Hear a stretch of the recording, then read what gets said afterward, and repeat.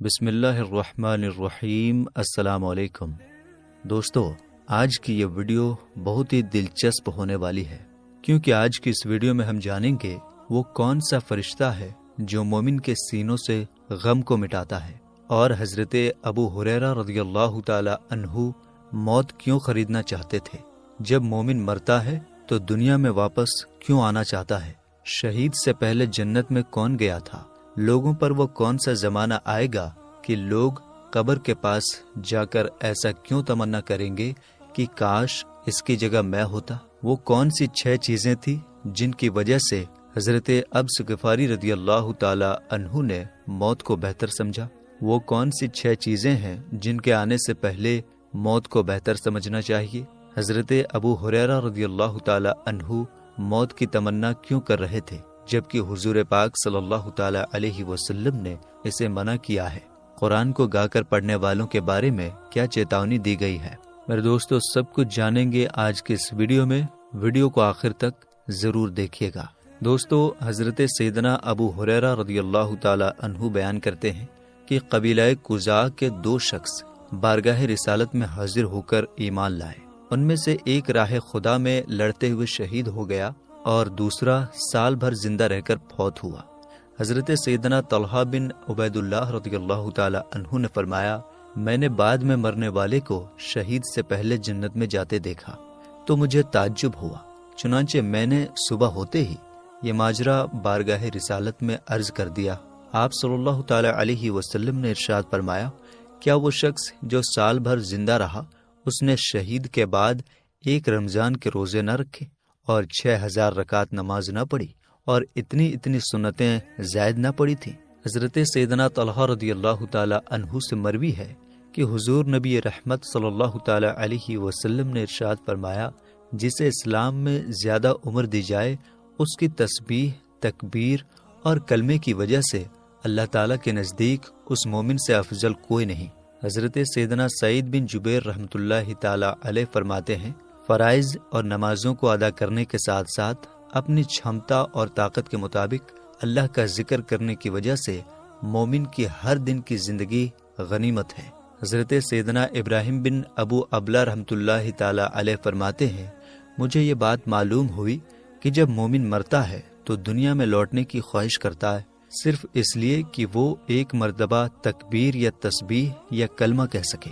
حضرت سیدنا ابو ہریرہ سے مروی ہے کہ احمد مجتبی محمد مصطفیٰ صلی اللہ تعالی علیہ وآلہ وسلم نے ارشاد فرمایا، قیامت سے پہلے وہ زمانہ آئے گا کہ کوئی شخص کسی قبر کے پاس سے گزرے گا تو تمنا کرے گا کہ کاش اس قبر والے کی جگہ میں ہوتا۔ حضرت سیدنا ثوبان رضی اللہ تعالی عنہ روایت کرتے ہیں کہ حضور نبی کریم صلی اللہ تعالی علیہ وآلہ وسلم نے یوں دعا کی، اے اللہ، میں تجھ سے اچھے کام کرنے، برے کاموں سے محفوظ رہنے اور مسکینوں سے محبت کرنے کا سوال کرتا ہوں، اور جب تو اپنے بندوں کو آزمائش میں ڈالنے کا ارادہ فرمائے تو مجھے اپنی طرف بے آزمائے بلا لینا۔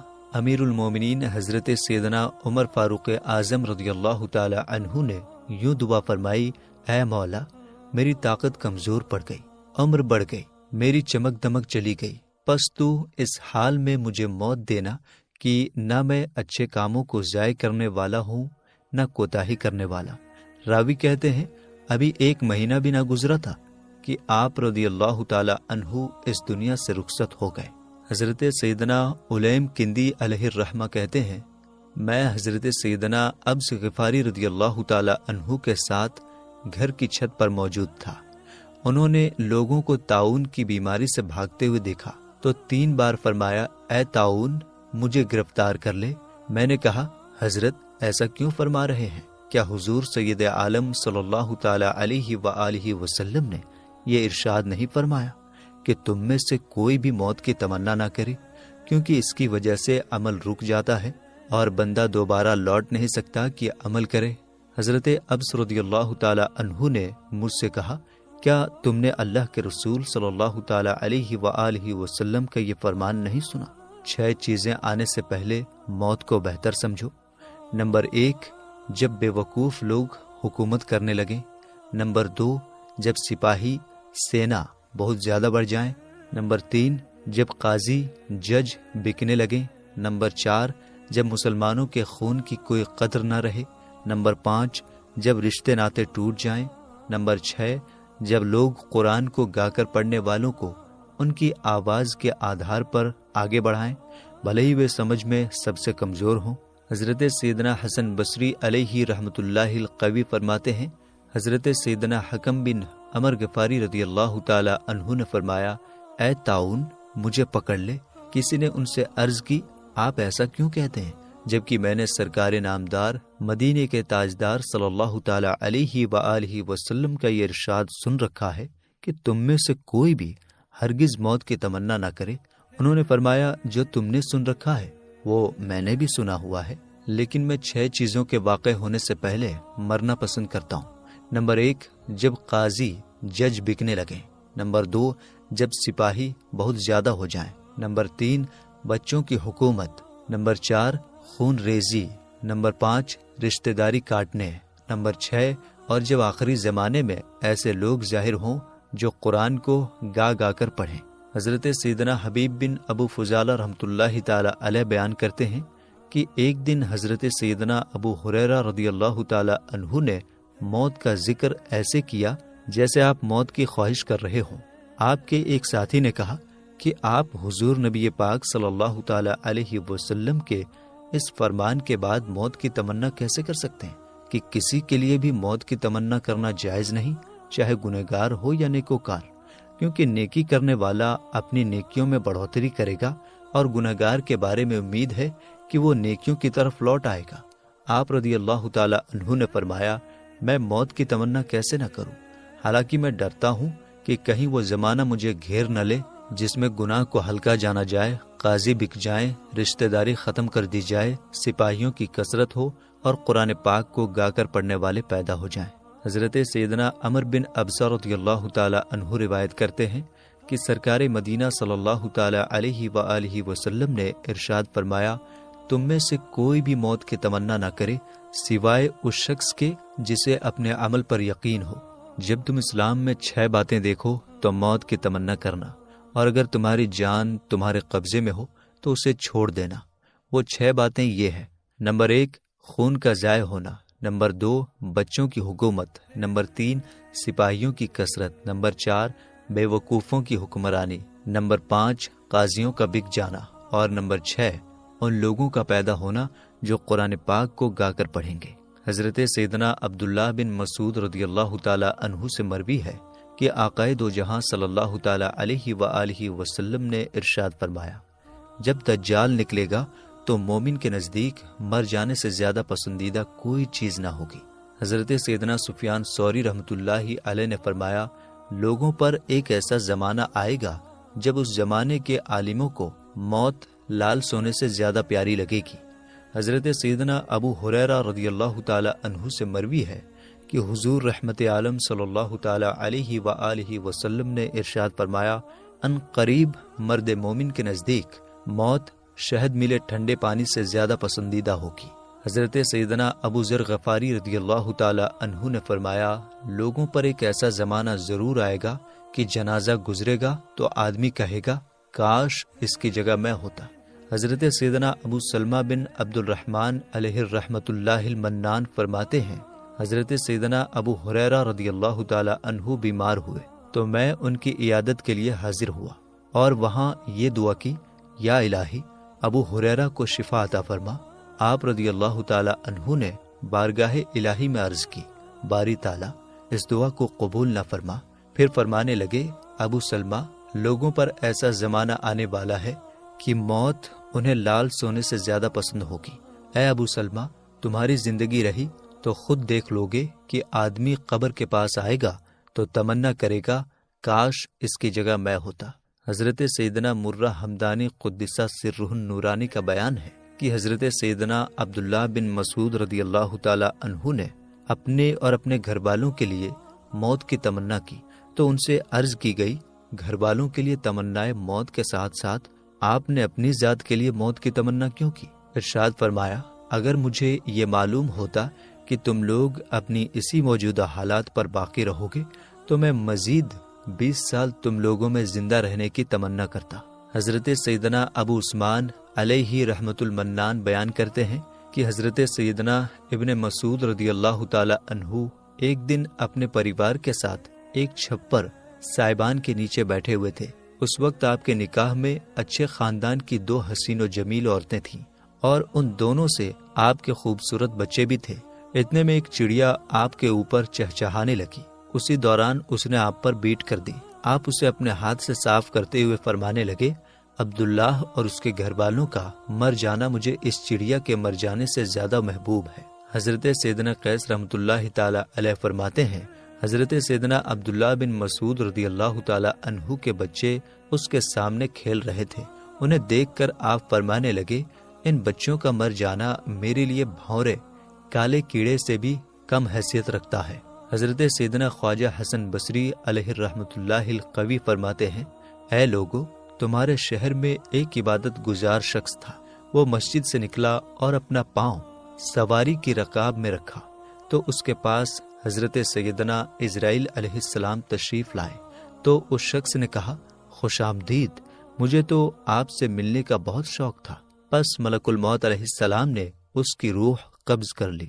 حضرت سیدنا خالد بن معدان علیہ رحمۃ اللہ نے فرمایا، مجھے کبھی بھی اس بات کی خوشی نہیں ہوگی کہ میری وجہ سے کوئی بھی زندہ چیز، چاہے وہ زمین پر ہو یا پانی میں، مر جائے۔ اگر موت کوئی ایسی نشچت چیز ہوتی جس کی طرف لوگ تیزی سے دوڑتے تو مجھ سے آگے صرف وہی جا سکتا تھا جو مجھ سے زیادہ طاقتور ہوتا۔ انہوں نے آگے کہا، خدا کی قسم، اگر موت کسی جگہ پر رکھی ہوتی تو میں اسے پانے والا سب سے پہلا شخص ہوتا۔ حضرت سیدنا عبدالربی بن صالح رحمۃ اللہ تعالی علیہ حضرت سیدنا مکحول رحمۃ اللہ تعالی علیہ کی بیماری کے وقت ان کی عیادت حال چال پوچھنے کے لیے گئے۔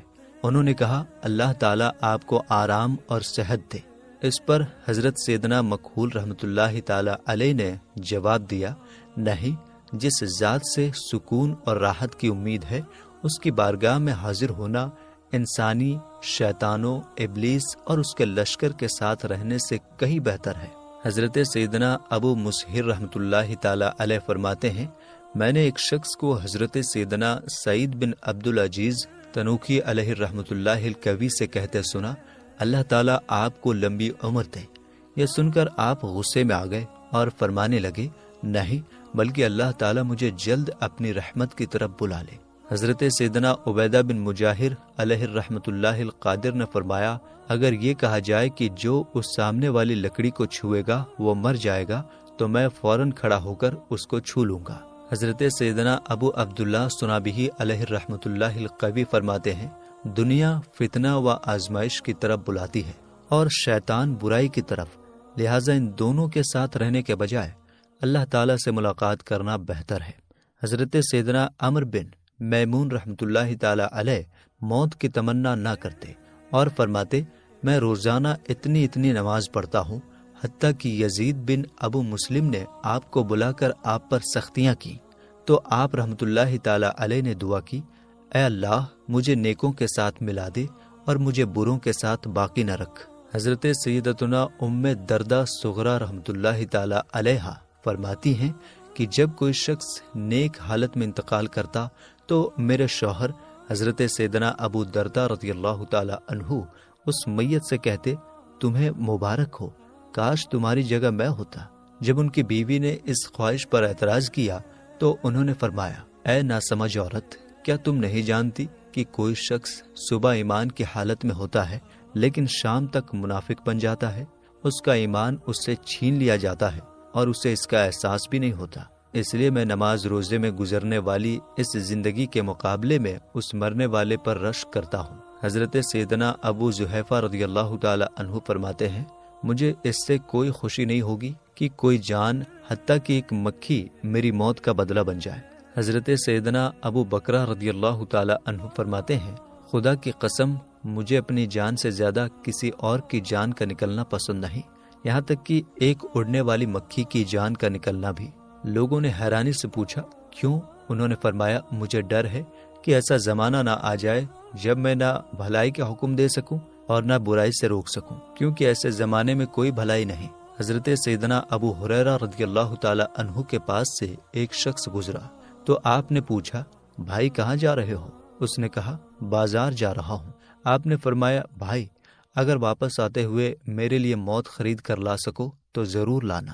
حضرت سیدنا عروہ بن رویم رحمۃ اللہ تعالی علیہ روایت کرتے ہیں کہ حضرت سیدنا ارباز بن ساریہ رضی اللہ تعالی عنہ بڑی عمر کے صحابی تھے، موت کو پسند کرتے اور یہ دعا مانگا کرتے تھے، اے اللہ میری عمر لمبی ہو گئی اور ہڈی کمزور ہو گئی، اب مجھے موت دے دے۔ خود فرماتے ہیں ایک دن میں جامع مسجد دمشق میں نماز کے بعد موت کی دعا مانگ رہا تھا کہ ہرے کپڑے پہنے ہوئے ایک خوبصورت نوجوان نے آ کر پوچھا یہ تم کیا دعا کر رہے ہو؟ میں نے کہا بھتیجے تم ہی بتاؤ اس کے علاوہ کیا دعا کروں؟ تو اس نے جواب دیا کہ یوں کہو، اے اللہ اچھے اعمال کی توفیق دے اور لمبی عمر عنایت فرما۔ میں نے کہا اللہ تعالیٰ تم پر رحم فرمائے، تم کون ہو؟ اس نے کہا میں رفائل فرشتہ ہوں جو مومنین کے سینوں سے غم مٹاتا ہوں۔ فرماتے ہیں پھر میں نے غور سے دیکھا تو وہاں کوئی نہ تھا۔ علماء اکرام فرماتے ہیں موت بالکل بے نام و نشان ہونے اور مٹ جانے کا نام نہیں، بلکہ بدن کے ساتھ روح کے تعلق کا ختم ہو جانا، روح و بدن کے درمیان جدائی اور ایک گھر سے دوسرے گھر برزخ میں جانے کا نام موت ہے۔ حضرت سیدنا بلال بن سعد علیہ رحمۃ اللہ الاحد نے اپنے واعظ میں فرمایا، اے ہمیشہ باقی رہنے والو، تم ختم ہو جانے کے لیے پیدا نہیں کیے گئے، تم ہمیشگی کے لیے پیدا کیے گئے ہو اور تمہیں ایک گھر سے دوسرے گھر لے جایا جائے گا۔ حضرت سیدنا عمر بن عبد العزیز علیہ رحمۃ اللہ العزیز نے فرمایا تم ہمیشگی کے لیے پیدا کیے گئے ہو، بس ایک گھر دنیا سے دوسرے گھر برزخ میں لے جائے جاتے ہو۔ حضرت سیدنا عبداللہ بن عمر رضی اللہ تعالی عنہما سے مروی ہے کہ پیغمبر امن و امان رحمت انس و جان صلی اللہ تعالی علیہ وآلہ وسلم نے ارشاد فرمایا تحفۃ المومنین الموت، یعنی موت مومن کے لیے تحفہ ہے۔ حضرت سیدنا حسین بن علی رضی اللہ تعالی عنہما روایت کرتے ہیں کہ حضور نبی کریم صلی اللہ تعالی علیہ وآلہ وسلم کا فرمان خوشبودار ہے الموت ریحانۃ المومنین، یعنی موت مومن کے لیے خوشبودار پھول ہے۔ ام المومنین حضرت سیدتنا عائشہ صدیقہ رضی اللہ تعالی عنہا فرماتی ہیں کہ میرے سرتاج صاحب معراج صلی اللہ تعالی علیہ وآلہ وسلم نے ارشاد فرمایا موت غنیمت، گناہ مصیبت، محتاجی راحت، مالداری عذاب، عقل خدائی تحفہ، جہالت گمراہی، فرما برداری آنکھوں کی ٹھنڈک، خوف خدا سے رونا جہنم سے نجات، بیجا ہنسنا بدن کی ہلاکت ہے، اور گناہ سے توبہ کرنے والا ایسا ہے جیسے اس نے گناہ کیا ہی نہیں۔